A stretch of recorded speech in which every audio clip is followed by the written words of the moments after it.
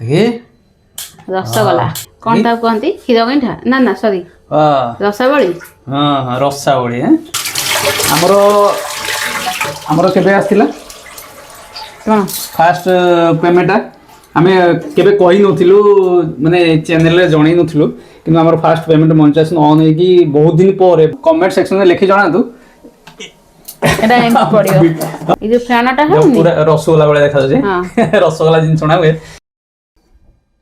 ऑटोकाली पई एटी शुभ नै जाइछंती कोन बिरी ऑटोकाली केते बिरी ये केते बिरी हबो ये कोटे छोटो गिन्ना दे गिन्ने हबो छोटो गिन्ना रे गिन्ने हबो माने केते केते ग्राम रो केते ग्राम एंती 250 ना हां 100-150 ग्राम रो हबो 150 ग्राम रो अच्छा 150 200 धरो 200 नुह फुल्ली जाईची बोली अधिक देखा जाय अच्छा ये 100 ग्राम खंडे पाखा पाखे हबो हमर कोन ये ऑटो गाड़ी हां गेट्टे ऑटो गाड़ी अच्छा गेट्टे ऑटो गाड़ी पे एठी निया गेला 150 ग्राम बिरी को बोलो भाबरे धुआ ही जाईची आगरु नहीं चप्पा छड़े देछि जे गोटे जो गोटा बिधि रहिछि तार चप्पा अछि एटा कोन चप्पा छड़ा आनथिलो बिरी ना ना चप्पा लगा बिधि जो आसे हां ताको आनी की बत दे की ता चप्पा छड़ा हैछि अच्छा ते गोटे बिधि रहि जाईछि गोटा हां तार रहिछि चप्पा गुडा को अच्छा बिधि ते पानी दबानी पानी देबनी ना औ सेमिति गोटा पानी की खाली रखिया सेते जति की पानी जाइथबो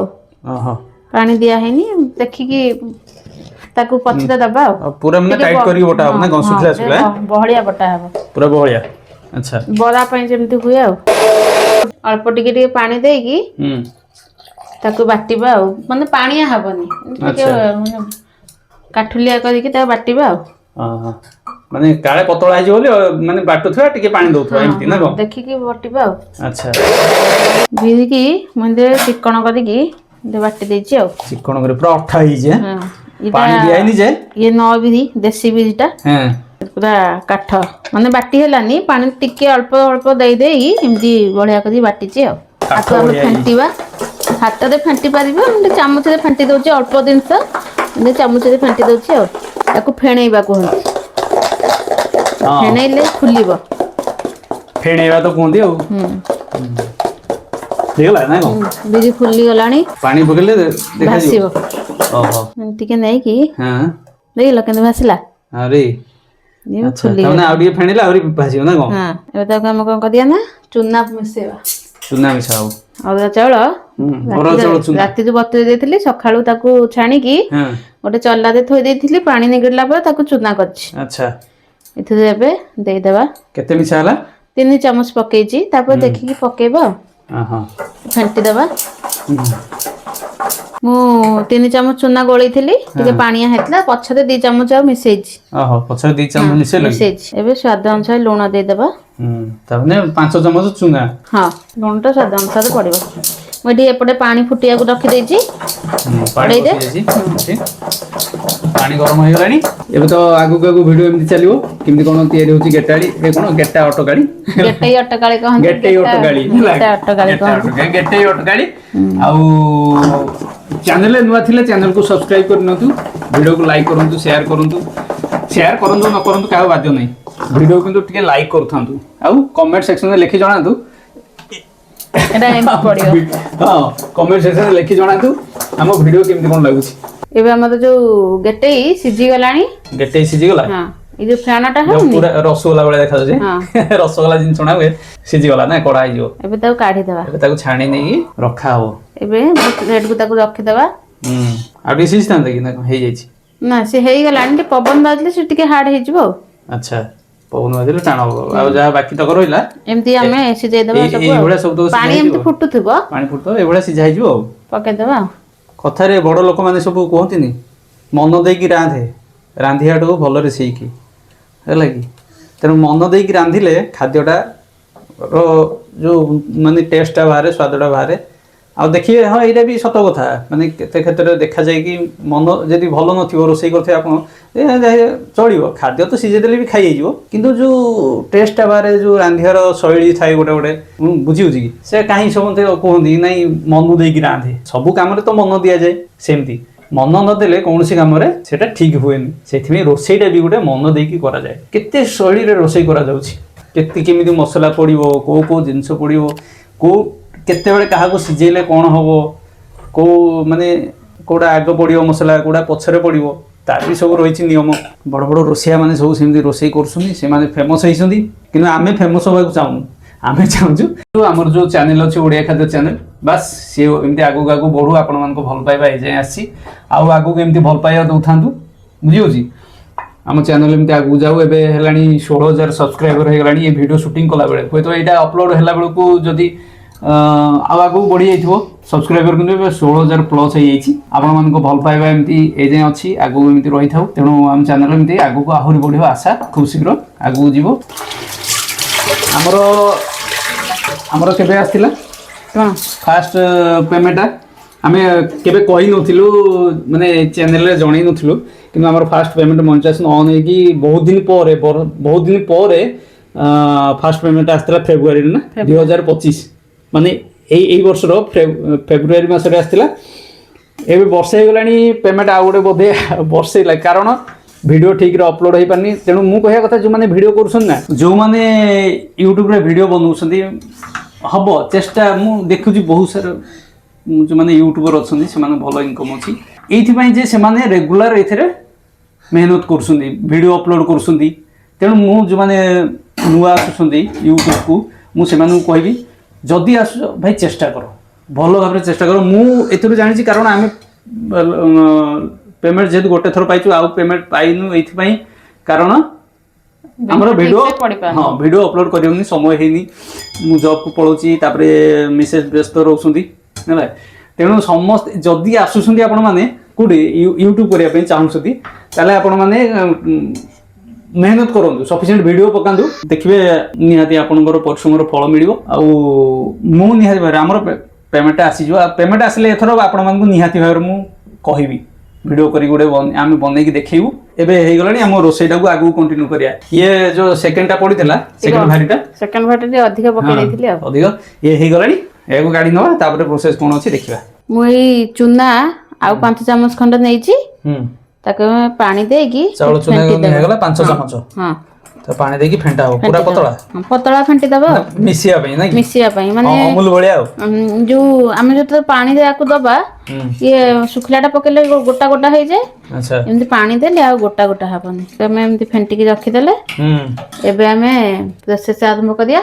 ମୁଁ ଏଠି ଘିଅ 1 ଚାମଚ ନେଇଛି, ଗୁଆ ଘିଅ ନେଇଗଲା ନା, ଗୁଆ ଘିଅ ଏଠି ନେଇଛି। 2ଟା ତେଜପତ୍ର, ଆଉ ଏଠି ନେଇଛି 2ଟା ଗୁଜୁରାତି, ମୁଁ ଏମିତି ଟିକେ ଟିକେ ଫଟେଇ ଦେଇଛି, ଆଉ ଅଳ୍ପ ଗୋଲମରିଚ ଦେଇ ଦଉଛି। ଆଚ୍ଛା, ଗୁଜୁରାତି ଗୋଲମରିଚ ପଡିଲା। ଫାଷ୍ଟ ପଡିଲା ତେଜପତ୍ର ଘିଅରେ, ତାପରେ ଗୁଜୁରାତି ଗୋଲମରିଚ। ଏବେ ଦବା 1/2 ଚାମଚ ଖଣ୍ଡେ ଜିରା ପଡିଲା, ଜିରାଟା ଫୁଟିବାକୁ ଛାଡ଼ିଦବା। ଏବେ ଦବା ଅଳ୍ପ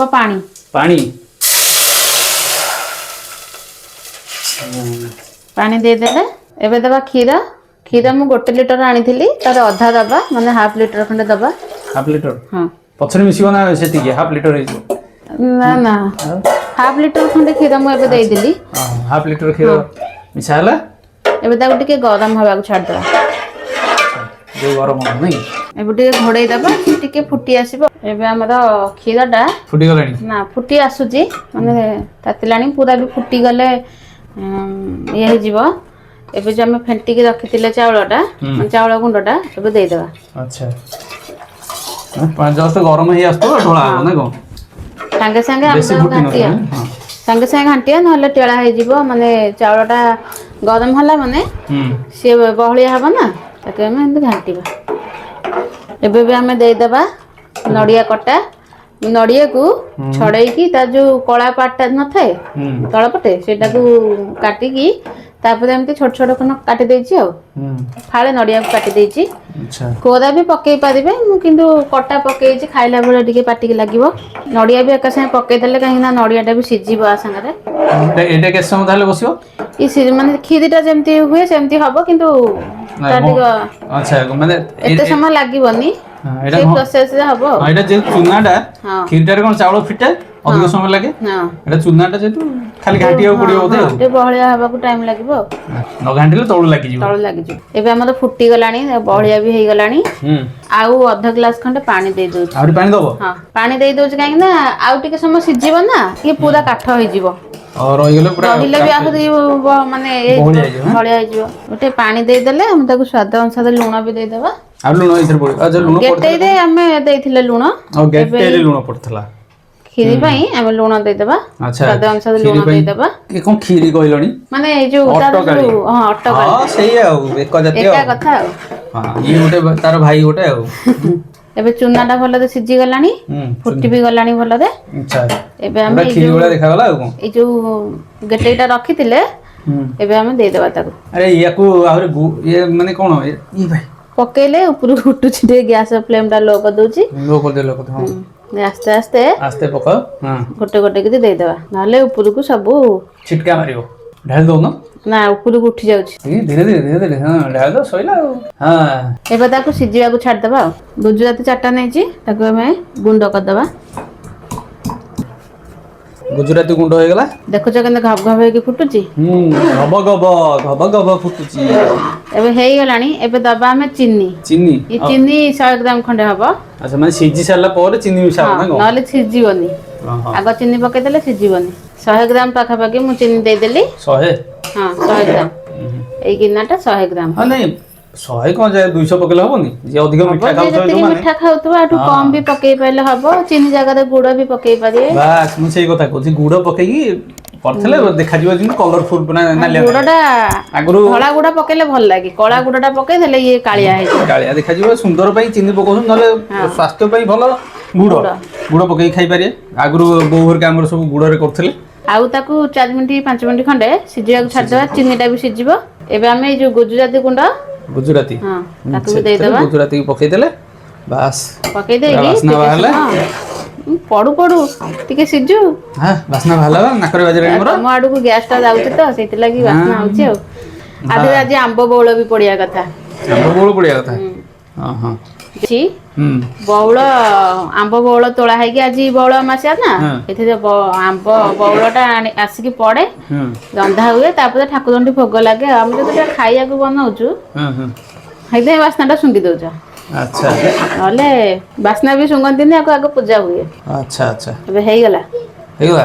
ଚିନି ଭଲରେ ବି ଆଧିରେ ମିଶିଗଲା, ସିଝିଗଲା, ସବୁ ସରିଗଲା। ଏବେ ଗ୍ୟାସକୁ ବନ୍ଦ କରିଦବା। ଆକୁ ଖାଇବା। ଆକୁ ଇଏ ପାଣିଆ ହେଇଛି ଦେଖୁଛନ୍ତି, ହଁ ରହିଲା ପରେ ବଳିଆ ହେଇଯିବ।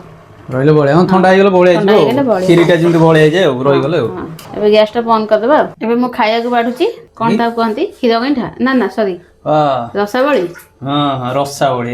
ଏମିତି ଆସେ ନା, କ୍ଷୀରରେ ପଡିଥିବ ରସଗୋଲା। କେତେ ସୁନ୍ଦର ଦେଖାଯାଉଛି, ଖାଇଲା ବି ଭଲ ଲାଗିବ।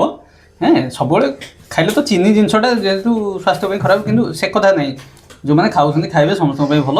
କେତେବେଳେ କେମିତି ଅକେଜନରେ ଏମିତି ଭଲ ମନ୍ଦ କରି ଖାଇବା କଥା। ହଁ ବଢିଆ ବାସ୍ନା ବି ଆସୁଛି, ଗୁଜୁରାତି ପଡିଛି, ପୁରା ମସ୍ତ। ଗେଟେଇ ଅଟକାଳି ଭିଡିଓକୁ ଏଇଠି ଶେଷ କରୁଛୁ, ରହୁଛୁ। ବହୁତ ବହୁତ ଧନ୍ୟବାଦ ଦେଖିଥିବାରୁ। ପୁଣି ଦେଖାହବ ଆଉ ଗୋଟେ ନୂଆ ଭିଡିଓରେ। ଓଡ଼ିଆ ଖାଦ୍ୟ ଚ୍ୟାନେଲକୁ ସବସ୍କ୍ରାଇବ କରି ପାଖରେ ଥିବା ବେଲ୍ ଆଇକନର ଅଲ୍ ବଟନକୁ ଅନ୍ କରିଦିଅନ୍ତୁ, ନୂଆ ନୂଆ ଭିଡିଓର ନୋଟିଫିକେସନ୍ ପ୍ରଥମେ ପାଇବା ପାଇଁ।